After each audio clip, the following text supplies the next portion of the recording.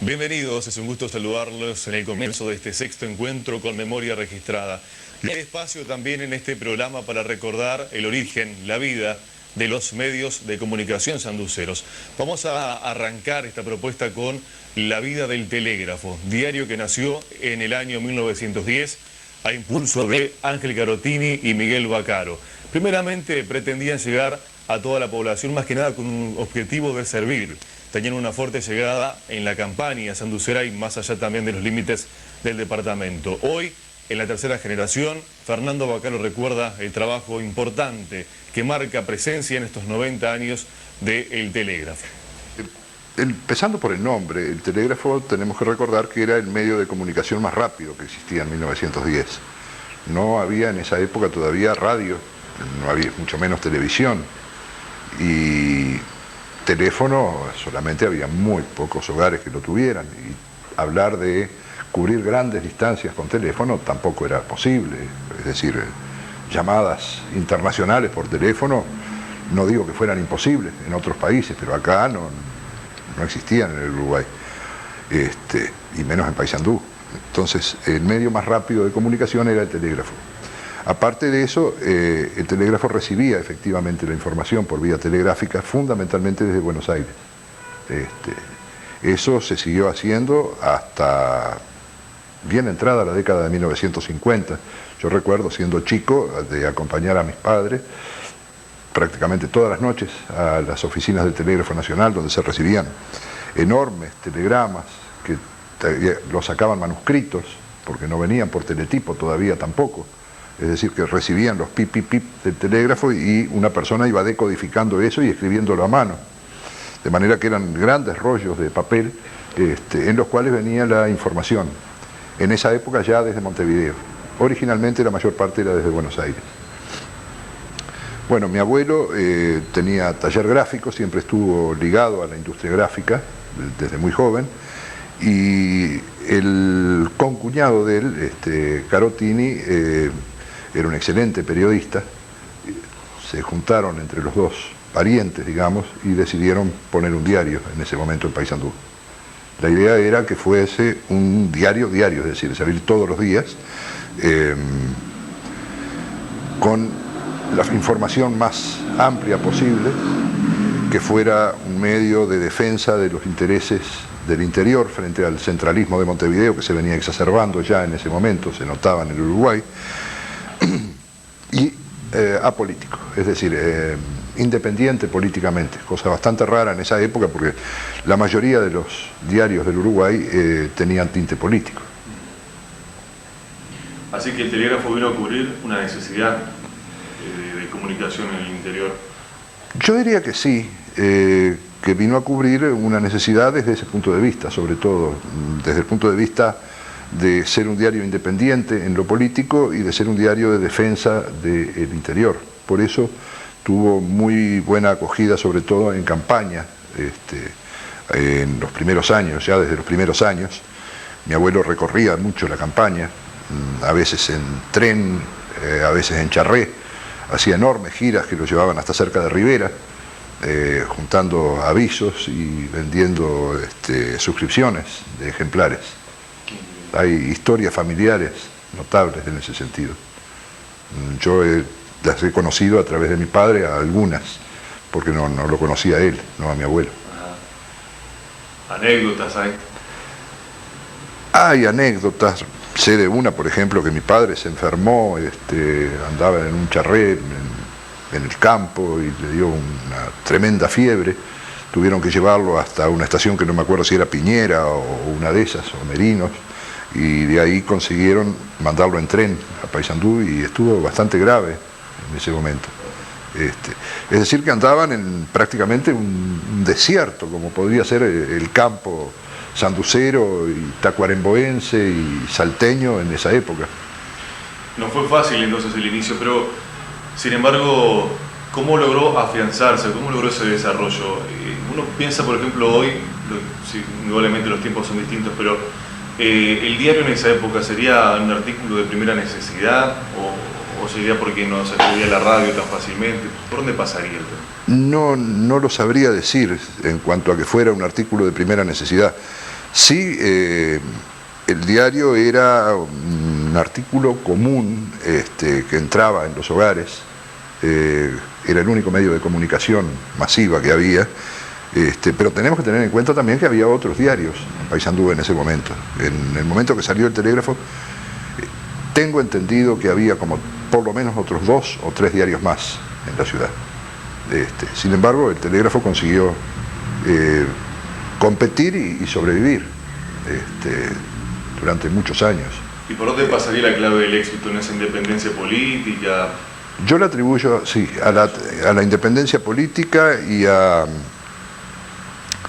lo que decía de que el campo o la gente del interior se sintió representada, digamos, en el diario y vinculada al diario. Más allá de que, de todas maneras, el telégrafo no podemos decir que haya triunfado, digamos, como empresa hasta muchos años después. Es decir, al principio era casi una empresa sin fines de lucro, como solían ser los periódicos del interior en buena medida en esa época, y algunos mucho después también. No se ganaba dinero, a veces se perdía dinero, pero era gente vocacional que se inspiraba, digamos, en escribir sus verdades, o lo que ellos sentían como sus verdades, y cumplían una función de dar una opinión, digamos, al público, sin importarles demasiado si el resultado económico era bueno, regular o a veces malo. El telégrafo recién logró afianzarse, digamos, como empresa a partir de 20 años después de fundado, cuando logró un poco ordenar, digamos, sus papeles internos, su parte administrativa, porque esa es otra característica que también tenían aquellos pioneros, que administrativamente no eran demasiado delicados, demasiado finos, eran medios bohemios. En cambio, ya cuando entró una tía mía, Argentina Pelle, en 1931-32, como administradora, empezó a poner todos esos papeles y mecanismos administrativos, digamos, en regla. El diario de ahí para adelante empezó a poder funcionar económicamente. También se unió a eso el hecho de haber podido despegarse de las compras de papel en plaza y poder empezar a importar papel, lo cual le significó una diferencia muy grande en lo económico que hizo que pudiera empezar a ver resultados. Los tiempos indudablemente eran muy distintos a los de ahora, no se vivía con la velocidad que tenemos hoy, había tiempo para pasear, para la familia, para la sociabilidad, y también acá las cosas se hacían mucho más lento. Hay que tener en cuenta que en esa época Paysandú no tenía electricidad de día, la luz eléctrica funcionaba de 5 de la tarde a 8 de la mañana, de manera que el diario se imprimía con una máquina a nafta, una plana que tenía un motor a nafta. Yo llegué a ver la base de hormigón de esa máquina, porque tuvimos que tratar de romperla cuando se hizo el edificio nuevo, y la verdad que costó mucho. Y ahí fue que me enteré un poco por cuentos de gente antigua, que ahí funcionaba la impresora esa. También se armaba a mano, con tipos, letra por letra. La primera linotipo se pudo comprar recién en 1927, o sea, a los 17 años de fundado el diario. Y fue una revolución, obviamente. Pero antes de eso, el diario se armaba a mano, letra por letra, y demandaba una mano de obra muy importante. Había no sé qué cantidad de gente, pero alrededor de 15 personas para armarlo. Si usted se imagina lo que es armar letra por letra todo un diario. En 1927 fue que vino la primera linotipo, que también había que calentar el horno de plomo, llevaba unas 2 o 3 horas para calentar, y como no había electricidad permanente, lo que se hacía era calentarlo con una especie de soplete, digamos, de manera tal que cuando llegara la electricidad entonces sí la máquina ya estuviera caliente y en condiciones de arrancar enseguida. Carlos Fraschini contaba una anécdota, está publicada acá en el Telégrafo, pero la primera vez que la dijo fue en la ciudad de Mercedes, en una reunión que hubo por Arinza. Lo publicó un diario de Mercedes en aquel momento, y yo me enteré a raíz de eso. Después se lo pregunté y aquí también fue publicado. Don Carlos Fraschini le preguntaron en Mercedes cómo había nacido el movimiento industrial de Paysandú. Y él lo ubicó en una tarde de diciembre de 1939, una tarde de calor, en que él venía a la ferretería de María, que quedaba aquí enfrente, donde está ahora ACAC, a comprar unos litros de pintura. Se encontró ahí en la vereda con don Antonio Stefanel. Don Antonio Stefanel había fundado hacía pocos años la aceitera, que fue la primera de las grandes industrias de Paysandú. Y don Antonio Stefanel lo llamó: vení muchacho, vení. Le dijo, vos sabés que estoy preocupado, dice, porque nos vamos a quedar sin azúcar. Ahora que empezó la guerra en Europa, el azúcar va a ser uno de los elementos estratégicos, y va a ser una de las cosas que van a faltar. Y es uno de los elementos importantes en un país. Tendríamos que conseguir hacer una fábrica de azúcar. Una fábrica de azúcar. Sí, tenemos que poner una fábrica de azúcar. Y además, de paso, eso lleva mucha mano de obra. En este momento hay mucha desocupación en Paysandú, podemos solucionar una cantidad de problemas con eso. ¿Qué te parece? ¿Cómo podríamos hacer?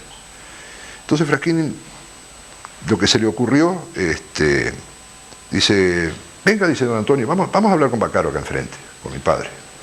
Dice que lo encontraron a mi padre, mangas de camisa, un día de calor, con sus tiradores, como se usaban en aquella época, y un ventilador ahí en el escritorio, y le hablaron de la idea, y que al otro día el Telégrafo salió con un título en el cual prácticamente ya daba como que la fábrica de azúcar estaba a punto de hacerse, y que ahí arrancó la cosa, ahí arrancó la idea, digamos.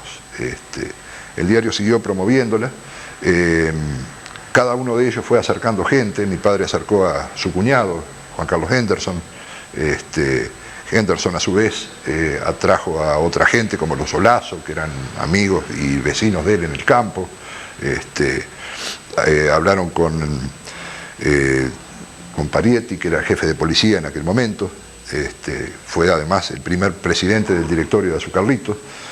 Y así fueron arrimando gente que después formó ese grupo de los industriales, que no era mucha gente, no era más de 12 o 15 personas los que iniciaron, digamos, el movimiento de Azucarlito, del cual después se desprendió el resto de las fábricas, Pailana, Paicueros, y en alguna medida Norteña, un poquito más separado, digamos, de ese grupo inicial. El diario hizo campaña desde el primer momento, incluso para juntar acciones, para conseguir que la gente participara en la compra de acciones, en conseguir fondos para esas industrias.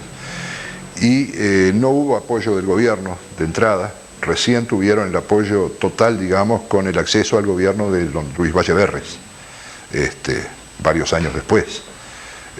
Pero el movimiento siguió en Paysandú fructificando, y el Telégrafo fue el abanderado de él. Y mi padre fue uno de los abanderados personalmente, digamos, en eso. Tanto que fue el primer secretario del directorio de Azucarlito y también de Pailana. De Pailana siguió siendo secretario hasta que murió.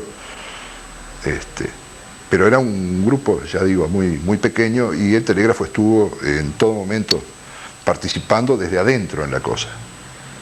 Lo cual lo hizo también poder afirmarse mucho con el público, con el sanducero, porque el pueblo de Paysandú se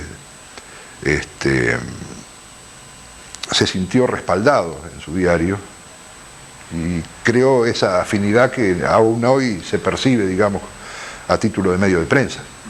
Hoy día no se puede sobrevivir con bohemia. Lamentablemente el mundo nos impone que no se puede sobrevivir con bohemia. Hay que ser eficientes, hay que tratar de hacer las cosas lo más profesionalmente posible, pero hay que tratar también de mantener los ideales, que son los que están en la base, en los cimientos de la empresa. creo, honestamente, que tratamos de mantenernos fieles a los ideales que impulsaron a nuestros mayores. Por lo menos ese es el esfuerzo que hacemos todos los días. Como desafíos para este nuevo tiempo, para el siglo XXI, ¿cómo se encamina el tele? Bueno, los desafíos son muchos y por muchos lados. Hace muchos años ya que se viene augurando el fin de la prensa, que la prensa escrita va a desaparecer, va a dejar de tener sentido. Se habla de que habrá medios electrónicos que lo sustituyan, que habrá un diario por internet, que cada suscriptor recibirá lo que a él le interesa por vía de su ordenador o de su televisor. En fin, son todas cosas que están en el aire, son motivos de análisis, incluso internacionalmente, en instituciones como la CIP, por ejemplo. Bueno, hay que ir adecuándose. Si algún día tenemos que dejar de imprimir el diario como tal sobre una base de papel y tenemos que imprimirlo o sacarlo por vía de un televisor para poder llegar a los lectores, habrá que hacerlo. Si a cada lector hay que darle lo que a él le interesa, a usted le interesa más la sección deportes, a él le interesa más la sección clasificados, cada uno tendrá que tener la sección tal como la pida. Cada vez se va más a los inserts, que es las cosas insertadas, digamos, que vienen en los diarios, ustedes ven todos los días, ofertas de esto, hojas sueltas dentro del ejemplar. En muchos casos, en Estados Unidos, por ejemplo, ya ese tipo de cosas está yendo a distintos barrios. De pronto no es lo mismo, la misma impresión la que recibe un barrio que otro, porque el cliente, el anunciador pide llegar a unos lugares sí y otros no. En fin, creo que el futuro justamente va en la variedad, y que las tecnologías nuevas cada vez están permitiendo más poder hacer ese tipo de cosas.